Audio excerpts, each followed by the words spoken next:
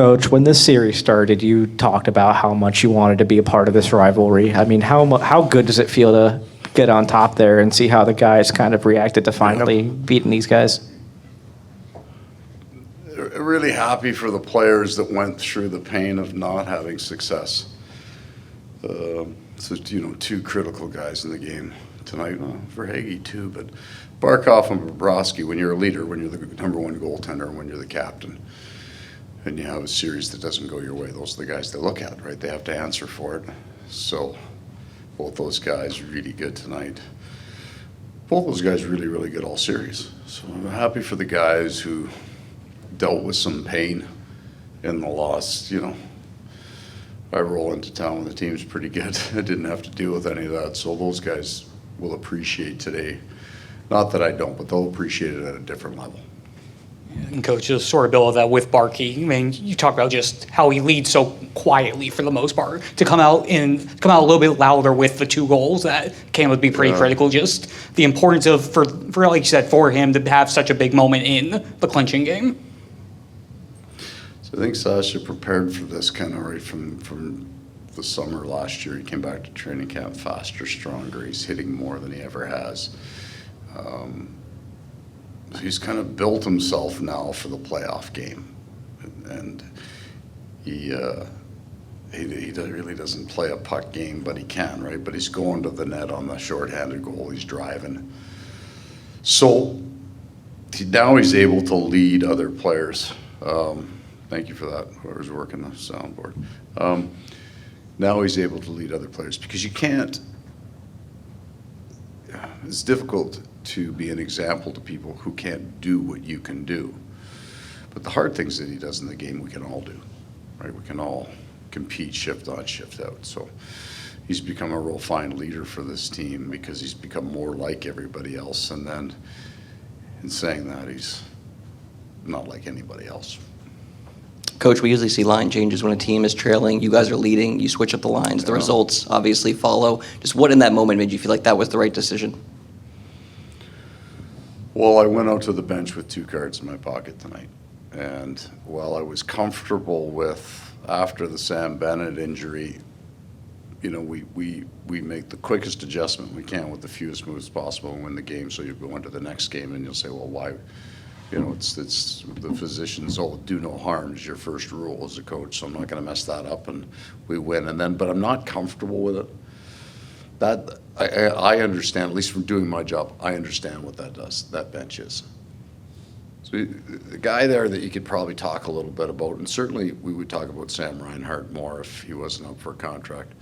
But we would say that tonight might be a real good day. Like I've said, sometimes I've said nice things about Anton Lundell when I didn't love his game. Just the question was nice. Boy, Anton played great tonight. Yeah, Anton was great tonight. But I thought Anton Lundell tonight was rock solid. And when the changeover happened, but he's playing against point, right? So the advantage that we have possibly in that game from that change is that I can get Lusterine and Lundell and Reinhart, and they can hold that line. And when that happens, then the Barkov line gets a little bit different assignment. And so Anton Lundell had a major impact on the success of our game tonight. And it would be quietly because he didn't score any goals, but he was a big part of it. You guys, Tampa Bay had 2 goals taken off the board. Coop was just in here. He said he didn't think what Duclair did was egregious for the first one. The second one, he thought that Bob gave up on it to get the ref's attention. Just your thoughts. I mean, you won them both, but your thoughts on how those played out.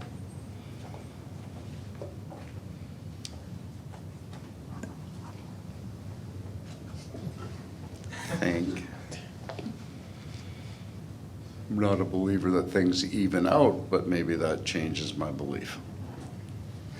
Or moves it slightly. I don't believe that all washes out at the end of the year at all. But I feel a little better about my relationship with everybody. Coach, you kind of touched on it a minute ago, but how do you feel like the team's kind of stepped up in Sam Bennett's absence? Thank you. Sorry, one-eyed guy. Okay, how do you feel like the team has stepped up in Sam Bennett's absence, and especially Kevin tonight with that assist on Evan's goal? Yeah, really well. And that, we need to find some belief. Like, Sam Bennett's not just a really good, he's an identity player for us. Right? And we've unfortunately, over the last year and a half, I guess almost 2 years now, we spent a lot of time without him. So we have to be able to adjust, but we're just way better when he's in the lineup. The Evan Rodriguez goal from Stenlund, the idea of that was my favorite part about the third period. I thought we were tight in the first. And it's not. So I didn't like our game 4. I didn't think that the coach did a very good job preparing his team for the snarl that you were going to need to have to win game 4 in their building. And then we came out tonight. I drank a lot of coffee before the game, so I was ready. And then it didn't. What I was feeling didn't match what I was seeing. And then you're kind of going, what's going on? So I thought we were tight. So we get into the second period. Carter's goal is big, but you can almost feel we're going to be different in the second period. We're going to start coming a little bit. But the third period, you got a 2-1 lead. So all that tension comes back into your room, right? God, you want to win so bad. Like, it's just, we made a bunch of plays in the third period. We made more plays in the third period in that pressure than we did in the first period. When there's still lots of time on the clock, you shouldn't necessarily be feeling the pressure. But we made plays. And that goal is a perfect example. It's a pretty good toe drag and pretty good seam pass. And I like the players playing the game. I want them playing smart because I don't want them toe dragging all over the ice. But that was my favorite part. That when the pressure was the most extreme, the guys made plays. They stepped up and made plays. That takes some courage. Before game 1, John Cooper sat here and said that you guys are their biggest rival. And the fans and the media, we kind of tried to build this whole thing up, cross-state rivals. How much more important was this for the guys that were here in 2022 that got swept? And it's big, right? You have to slay the dragons. You do. You've got to do the things that you haven't been able to do to show forward motion and progress because there was more pressure on our team. So we started talking about this 3 months ago. Not Tampa, just the pressure of the first round if you had home ice advantage. And I think there were a whole bunch of very difficult things, and one of them it was Tampa.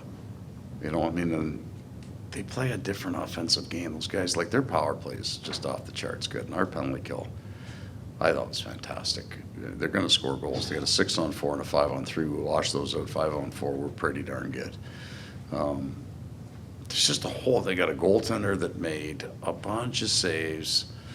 Sergei's, what do you call it, the bobbery, whatever it is. That one trumps all the other ones because it's just so good on video. But both guys made a bunch of sneaky little saves, and they made it look easy at times.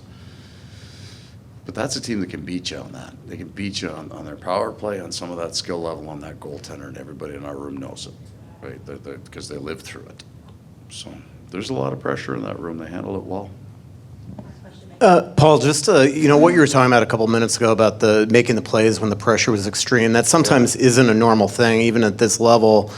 How much do you think that calmness, the poisonous, everybody wanting the puck, everybody wanting to make plays, stems from the growth that you did last year, and how much can that drive you the rest of the postseason? Well, the experience really helps you understand what's coming and what you're going to affect. But why does that happen? It's because Sam Reinhart gets up on the bench and starts barking about we made 2 inside plays so on our bench, right corner, 2 inside plays, and he's at the end of the bench just wailing about how good that was, and we got to make plays. Coaches don't matter that much at that time of game. We got to get the matchup right. I got it wrong once, but we got to get the matchup right. Other than that, it's all players. So when Sam Reinhart, that's just leadership, right? And then he's the guy, and then Barkov's line does the same thing. They go make inside plays under pressure. That's all player leadership. Now, I'm not a complete moron, so I'm not screaming, get the puck out. We're trying to encourage it too, but at the same time, the players drive that, right? They give each other that confidence. They'll tap great play on the inside, great play on the inside. So the next time it comes over, he's making that play. I really liked our third period. I like the vibe on the bench, even before it went to 3-1. Thanks, everyone. All right. Have a great evening. Day off for all of you. You happy about not having to go back to that sauna in Tampa. That was uncalled for. That was a health hazard.